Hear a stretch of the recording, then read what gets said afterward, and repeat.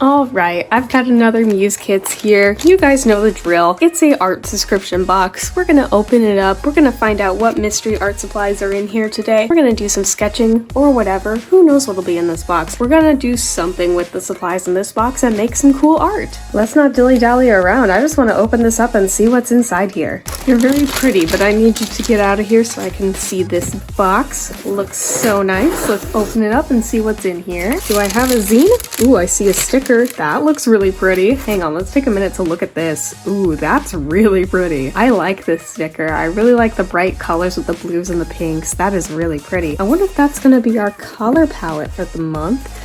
I wonder if that's going to be consistent throughout this. Do we have a zine? We have a zine. There's the little zine. Isn't this cute? This is the little introduction to Muse Kits. They've got a whole bunch of photos here. Looks like there's a theme. I might be getting some stuff spoiled right now. Quick look through, see what's in here. Ooh, I see lots of Halloween stuff. This looks like lots of fun. How fun. Oh, look, I'm featured here. Hey, look at that. That's some of my art that I've made. Oh, that's awesome. I made that. I'm featured in here. I love that so much. That's absolutely awesome. All right, let's just get into it. Let's see what's in here. Here's our candy. It looks like it's a lollipop of some kind. I see a pencil sharpener. Very nice. Very big pencil sharpener. I see what looks like some fine liners. Let's see. Ooh, micron. Are these microns? Water-based microns. Okay, so these are water soluble. These look really professional. Dang. Those look nice. And they're all colored. They're all 0.5. Cool, cool. Do we have some black ones here? We have a whole set of just black liners right here. Very nice. Look at that. We've got a 0.1, 0.3, 0.5,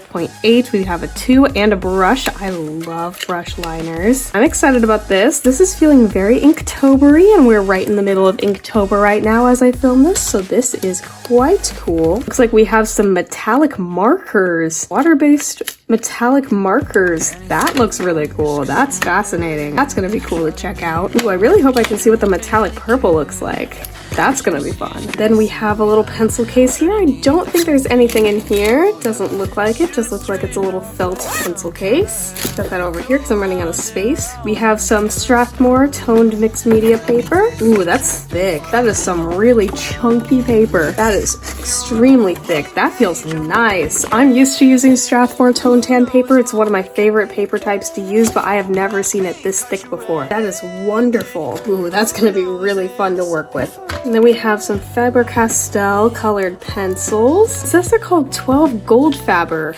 or Faber. I'm not sure what that means. Does that mean that they're metallic pencils? I'm not totally sure. We have more paper here. We have the Strathmore black mixed media paper, and I'm wondering if it's just as thick. It is. This is just as thick as the toned tan paper. That's going to be really fun to work with too. I like black paper. I think working on black is really, really fun and quite a challenge because you have to work backwards. Now let's see what's all in here. How do I open this? It opens this way. Not going to read that at this moment. They look like they're just regular Faber-Castell colored pencils for the time being. Doesn't look like they're metallic or anything. However, I know this brand is very pigmented. I have a few of these at home that I've been using. They're very nice. These are going to be really interesting to use. And I do believe that is everything that's in the box. So let's just get everything in here moved and start looking at our supplies.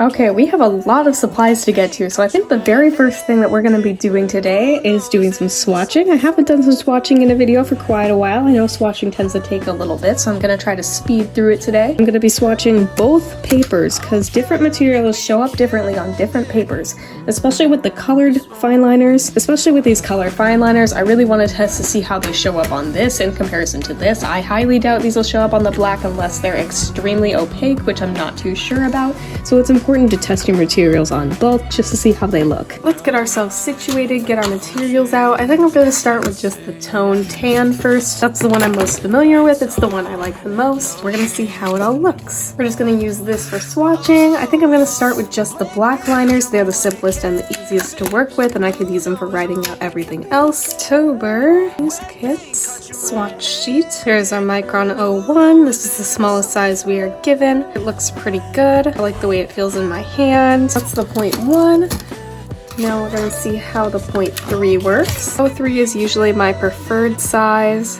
This is the one that I usually use most of my stuff. 0.3 or a 0.5. I alternate a little bit. Typically I'm a 0.3 or 0.5 kind of person.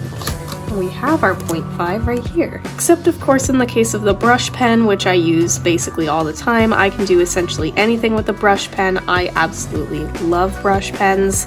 I get so excited when I get fine liners that have brushes. Brush tip fine liners are absolutely superior. I love them so much. This is our 0.8, very chunky boy. I'm interested to see if the 2 is a chisel tip or if it's flat like this one, because certain Micron brands do have a size 1 that is very, very large, and I did like that pen quite a lot, but I've never seen a size 2. I've never held one in my hands, so I guess we'll find out. It is a chisel tip. Awesome, awesome. Chisel tips are fun to work with. The amount of textures you can get with chisel tips is just a lot of fun to me. You can get really wavy marks, you can fill out areas nice and quickly, you can get tiny little dots, and you can get fun curvy lines like this. Just super fun to work with. And then we have my favorite one here, the brush tip. It's kind of soft though. That is quite the soft brush. Okay, maybe I lied. Maybe this one isn't my favorite. This is a very, very soft brush tip. I prefer something a little bit sturdier. All right, those are our black ones. Now we're gonna switch over to the colored ones. Make a little line here. That is not the size I wanted. What are you? You are 8.8. These not have their sizes listed on the sides? Oh, that's gonna be a little bit rough. I'm gonna switch to the 0.1 for this. Colored microns. And these are all 0.5s. It looks like we have a gray here. Gray, 05. That is our gray. Green. We have a light blue. A light blue that is much darker than it appears. I wonder what the purple looks like then. I like the purple. The purple's nice. Bright red is nice. I like it. Very nice red. I'm quite fond of that red. I like it a lot. Then we have a brown here. I'm assuming this is supposed to be a sepia. Most fine liners have their own sepia tone, so I'm assuming that's what it is. I have an orange. Ooh, that is bright orange. That is an extremely pigmented orange. All right, we're gonna be doing some Halloween stuff with that. And then we have a yellow. Let's see how the yellow holds up. Yellow. This is holding up a lot better than I thought it would. It's a good yellow. I'm cool with that yellow. Move those over here for the time being. Try to stick them back in the little container. Go back to your spot from whence you came. There we go.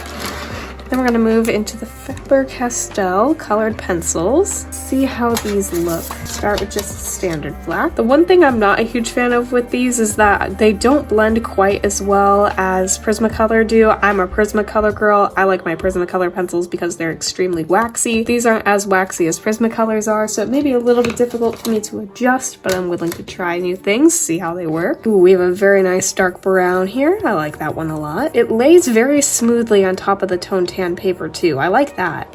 That is quite nice. A lighter brown. This is more of a raw sienna. That is a really nice color. I really like that. We could do some really interesting character designs using the tone tan and these 3 colors. That could look quite cool. Let's test the white. The white is pretty decent. I like that white. Now let's move on to the primary colors of the rainbow. And start with red. I'm sensing a little bit of pinkish in this red, but hopefully I can blend it with the orange if problems do arise. Yeah, because this is a little bit more of a vermilion orange, so this has a bit more of the tone that I'm looking for in it. See how the yellow looks. It looks like it might be pretty bright, but that is quite the bright yellow. And that is a very bright green. That is dream green right there. Not a huge fan of emerald greens. It's a pretty good dark blue. And then finally we have a magenta. All we have left to swatch now is the metallic pen, which I'm going to try to get out of here. There they all are. There's one still in here. He's hiding. 2 of them. There we go. It'll be interesting to see if these are push pens or if there's something else. They're not push pens. Okay. You can already tell these are eating away at the paper a little bit. They seem to be a paint pen of sorts. Not 100% certain. Okay, the white is very, very transparent, but it looks like this silver goes on pretty nicely. Let's see the black. Is it black metallic or is it just a solid black? Oh no, it's gray. That's not black at all. That's a solid dark metallic gray. That's really pretty. And it looks really good on the toned paper too. So does this metallic brown. That looks really pretty. Then I assume this is more of a sienna. We have another sienna. I'm not seeing much of a yellow here. This might be our only yellow. It doesn't look like we have much of a red. So let's see. This is more of a, it's definitely, okay, this is more like a chartreuse sort of green. Metallic chartreuse. That's what I'm gonna call you. I'm gonna call you metallic chartreuse. I don't have a color name on you, so I'm assuming I can name you whatever I want. You are metallic chartreuse. Then I'm assuming this is a much brighter green. It is. It's a really bright green. Oh, that's mega pigmented. Wow. We have a blue. Is this gonna be a bit of a darker blue? It's This is a little bit of a midway blue. This one though, this purple slaps. I like this purple. I like that one a lot. That is a nice purple. Definitely my favorites are more of these neutral tones. This chartreuse is nice, and I like the purple a lot. I like these colors in here too. I especially like these neutral tones. That's probably what I'm gonna go for, is something a little bit more on the neutral side. I know the box wants you to go nuts with the colors, but I really like the earth tones. Specifically with this tone tan paper, I think that the earth tones will work really, really well with it. Now I know the microns aren't going to show up on the black, so we might as well not try that one. I think we could see if any of the colors will work. I'm not certain that any of them will, per se. They might give the areas like a tiny hint of a tone, but it's gonna be so subtle that no camera will ever pick it up. You can see the red just a tiny bit. The orange seemed pretty opaque on the tan. Okay, the orange shows up a little bit here. The orange is probably the most opaque out of all of them, because boy was that thing pigmented when I pulled it out. I think the orange is going to be the only one that'll work on the black paper. There's the brown. The sienna shows up really well. That's really nice. There's the green. Okay, the light blue doesn't show up quite as well, but that's to be expected. The dark blue shows up real nicely though. I like the way the dark blue looks on top of it. They're a lot softer than I thought they'd be. They feel really nice. The yellow shows up quite well on top of the black. Again, I like the way that the white looks. The browns and the earth tones, those are the ones that are the most appealing to me right now. So again, I'll probably end up working with something in mostly neutrals and earth tones. It looks more yellow on the black. I feel like it's supposed to be yellow, but I see it as chartreuse. Green didn't show up too well. The Viridian did though. Now this takes on a far redder tone when it's on the black.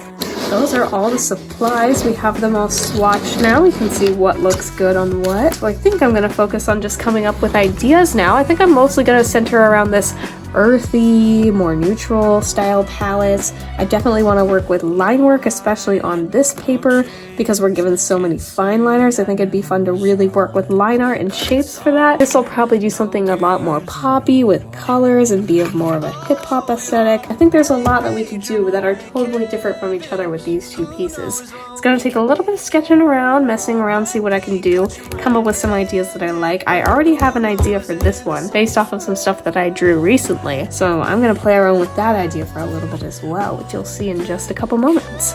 Alright, to start things off with my very first piece, I just did a bunch of thumbnail sketches playing around with this idea that I did in my other sketchbook, which is this idea of basically just this really, really big tree. The piece is inspired by an older work I did, I think maybe 2 or 3 years ago, of this giant mushroom house. I was trying to use a line art style somewhat similar to that piece back when I made it, though it didn't really end up catching the vibe all of that much. This one is definitely its own thing and it's very different, especially since I added a lot more colors and values to this one. In the original piece, it's just grayscaled black and white. There's no color to it, there's not much depth, and I wanted to play around with more ideas with this one, so I did, I think, 9 different thumbnail sketches before I did the final. I did quite a few sketches just to play around with every idea that I could come up with, playing around with different focuses on the tree, trying to add characters into there, see how characters could play with the scale. So for some reason my voiceover files keep getting screwed over and completely messed up. I don't know what's happening there, so I'm gonna try to do my best to re-record everything that I've tried to re-record the past 3 times. I think this is my 3rd take of this recording, so here we go. Like I was trying to say, really the only big thing I wanted in this piece was to put emphasis on the tree. The main idea was the tree. That was the focal point. It was the subject matter. It was the theme. Just the power of this huge elder old tree. That's really all I was going for there. So I had to make sure that the tree had the most attention out of the piece, which is why I felt like designs where the characters were larger were just too much. It put more emphasis on them than it did the tree, and I want you guys to see the tree, not the characters. Make the characters absolutely tiny. I want you to see the tree. That's what I want it to be. That's what I want you to see. So when I was laying out ideas, I tried as many ideas as possible. Of course, I did play around with some ideas of the characters being bigger, though I ended up leaning more towards the sketches where the characters were extremely tiny, practically non-visible. They were just a part of the landscape. You don't really notice them all that much until you actually take time to look at it. That's what I really wanted to go for. I really wanted to just play with the power of this old tree, especially since it's mostly a flat landscape and there's no other trees around. It's just a very striking way to present a piece, and I think I really, really like it in this format. Of course, I did use a much more expressive style of line art where I did lots of little tiny like curvy marks instead of regular lines along the tree, and obviously I did that along the different field areas as well and within the leaves. I played around with that to give a lot more more texture, a lot more like fantasy illustration vibes, but I also decided to play with that when I was doing the lighting, trying to get much more dramatic, definitely high fantasy vibes shading where I put lots and lots of light on one side and then dark, deep shadows on another. I was really trying to play with that balance between the mid-tone, which was the paper, this slight off warmer tone, which was the raw sienna pencil, and then the white highlights and the black shadows. Alright, now that I have finished this piece, I think I have a couple more things I would like to do, a couple more pieces I would like to make. I have one more I'd like to make with the tan paper, and then one I'd like to try on the black paper. So for the tan paper, I'm going to do one more piece, and I believe I'm just going to draw my character Mira. She's a character who I don't draw very often, and I recently gave her a redesign, and I have not really drawn her with that redesign yet. So I think it would be fun, and I think she's the character that would work best with this paper. She has a much tanner skin tone, and I feel like playing with the browns that are in her design as well as the blues would work really, really well on this toned paper. So I want to give it a shot and see how it looks. And then for the black paper, I have this little style that I like to use that's a lot simpler, it's a lot cuter. I'm thinking I might use the metallic pens on it to make a cute little layout pattern sort of thing. Probably with the copper pen because it looks so pretty. I absolutely love this color. I'll probably make like sort of like a fall witchy Halloweeny style layout because I'm filming this around Halloween, though this will be coming out after Halloween, but it'll still have those fall vibes. So I will just get on to drawing Mira now. Alright, this time when I was going in with my drawing with Mira, I wanted to focus on playing with the different colors with the fine liners, because last time I only used black. This time I tried to use more colors than just black. I ended up trying to use the brown as well as the blue, because that is Mira's color scheme. She is a brown, blue, black, and hints of creamish white kind of character. That is her color scheme. That's the colors of the mushroom I based her off of. It's a lookalike to the shelf mushroom, but a poisonous variant. This one was very fun to sketch because she's a very dynamic character who has very fluid poses because she is a dancer, she's a performer, she plays music and performs. Her poses need to be very flowy, she just needs to look very watery, I guess that's the way I would put it. She just needs to flow. When I got into the actual line work, this is where stuff started taking a totally different tone, where I started playing with doing shading with the line work as well as the pencils. I had to work with limited color options. The only one I had like multiple shades for were the browns and the blues. I didn't have another option with the white because there wasn't a gray pencil. So I had to work with the fine liners to get a third level of shading in there for some of the colors and a second layer shading for the white. I also ended up using the tone of the paper as a mid-tone, and I used that to make the white pop a little bit, add some extra highlights. I also played with the brush pen with this one to give the line work a lot more depth to make her look more alive. That's usually what I do with the fine liner brushes. I like to use it on just one side of the drawing, one side of each piece that I'm lining, just to make it stand out a little bit more, just to give it a little extra pop. And this is where I did notice a couple problems with the fine liners. The others were fine, but the brush tip in particular, I'm not sure what was going on with it. I don't know if it was the ink. I don't know if I wasn't waiting long enough for it to dry, but for some reason whenever I would use this pen and then I would erase the pencil under, it would also erase the ink of the pen with it. I'm not sure how it did that. I don't know how or why that's physically possible, why it worked that way. But to get the brush pen to work, I did have to go over it quite a few times in multiple layers just to make it work, which was really interesting. Usually brush pens don't do that to me. I don't know if it was just this particular pen, but that was a little challenge I had to overcome when I was working on this. Really, the other really nice thing is that because this is a drier pencil lead, it's not as waxy as Prismacolors, it's way drier. I was able to go over it with fine liners again. Usually with Prismacolors, I can't do a fine liner on top. If I try to do a fine liner on top of Prismacolors, it will ruin the pen for life. I will never be able to use it again. The wax just ruins fine liners, but because these pencils are so dry, it doesn't ruin the fine liners at all, and I can go over them again with the fine liners without fear of them being permanently damaged. And one final note, I'm sure you guys are all curious about the background that I'm making here. This background is based off of this little background design that I had created for various Inktober pieces that I did with markers, some of them with ink paints. I wonder if I could recreate that with pencils, so I gave it a try. It definitely looks a lot different than the original that I created with markers and with paint. I think it still looks somewhat similar though and gets the idea across. I just really like this idea of creating this bright spirally circle style of pattern where you see the marks very, very clearly. You can tell it's very clearly handmade and hand drawn. I just really like that little personal touch that something like this gives to a piece. I just think it looks really nice. It adds a lot of texture, and I think it suits this piece really, really well, especially using the whites and these contrasting blues to really make that piece pop. But here we go. Here is Mira. Alright, I saved the most fun one for the last. This ended up being the most fun one out of all of them. Of course, I enjoyed making all of them, but this one was by far the most entertaining, the most fun, the most sporadic, and that's because this one is just a simple little pattern illustration. It can be seen as just a print, it could be seen as just simple little designs, but my goal with this was to make one coherent pattern that I could then use as one continuous pattern design that I could then repeat and put on all sorts of different products. That's one thing I find really, really fun and really entertaining about these sorts of pieces, is that they can be used for so many things. They can be just artwork pieces, they can be stickers, they can be explorations of different mediums, and they can be different product patterns. After making this piece, I tested it on a whole bunch of different products through my Redbubble store, and it should be up and available now for you to buy on different things as a pattern, and I think it ended up looking really, really cool.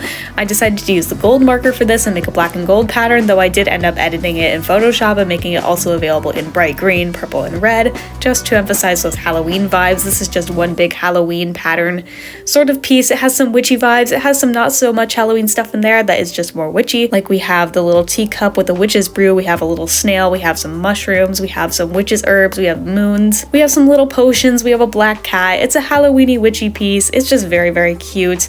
Very simple to make. I just used the metallic gold marker on all of this. This was the easiest way for me to incorporate them into a piece. Trying to shade with these sort of markers can be pretty difficult, so I wanted to do just a solid tone just to play around with, see what I could make, and I think it ended up looking really, really cute. I also ended up trying to use the fine liners to clean up some areas, make some areas a little sharper, though I think eventually I just ended up fixing that by using the black paint marker from a different box that I was sent some time ago, just to clean up those edges, make it even more clean and defined. And in the end, I think it turned out looking really good. It's very clean, it's very fun, very cute. I think the little cat up there really brings the piece together. I absolutely love it. And of course, as I said before, this is up on my Redbubble shop now in all sorts of different patterns and a whole bunch of different products. So if you like this at all, you might want to go check out my Redbubble, see what I have there, especially if you want to find this one. But there is that little pattern piece. Okay, I have just finished this one. Very, very simple designs, but I think it's pretty cute. These metallic paint markers are a little bit transparent, but with a couple of layers, I think they work pretty well, especially on the broom here. Once I figured out which directions to make the pen go, it looks pretty solid. It looks pretty good on mostly everything. The book and the cat have a little bit of texture, but I think it's fine. They are a little bit hard to manipulate because they have such a large tip, which makes fine points kind of difficult. But I took some of the fine liners as well as my black paint marker from a different box that I was sent, and I used it for this to make the black edges just a little bit finer, just a little bit nicer, and I think it looks pretty cute. I think it'd be a really cute pattern on stuff. One note though is that these are very juicy paint markers. They are very nice to work with. The paint comes out very, very well. I'm very impressed with how juicy they are. I absolutely love them. They flow really well, and I think that's a really nice addition to these markers. Alrighty, that was everything that I made using the supplies that came in the October Get Muse Kits box. It was really fun to try out all these materials, to work with different types of fine liners. I love fine liners, they're awesome. I love making all sorts of line work based art. I'm really glad I got to go back to this style and making this piece, trying out a bunch of colors on tone tan paper to make this beautiful illustration of my character Mira, and then playing around with some more metallic art on black paper. Totally different ways to try out using these materials, different techniques, different styles. Each one is not the same. They're all a different style, using different techniques, different ways to make art, which I think is really cool. The versatility of materials like this is awesome, whether you're using them just for doodles or making fine art or character designs or sticker designs or whatever it is you may be creating. Supplies like this really work for anything. You can also mix them together, like you can use fine liners with pencils, as I've done here. You can use fine liners and the metallic markers. The possibilities are quite literally endless with these supplies. My only complaint would be is that the brush pen does lift quite a bit when you're erasing, but if you go over it another time with another layer, then it ends up looking quite nice in the end once it's dried.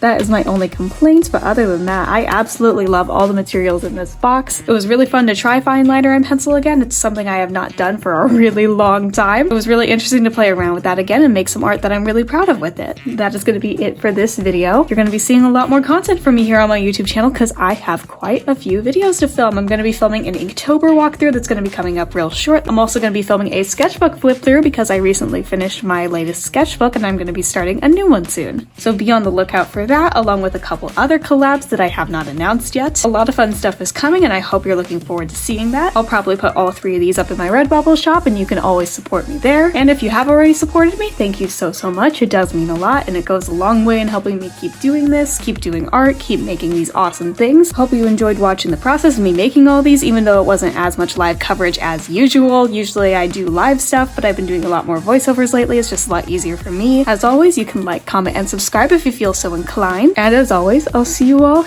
in my next video. Bye, everybody!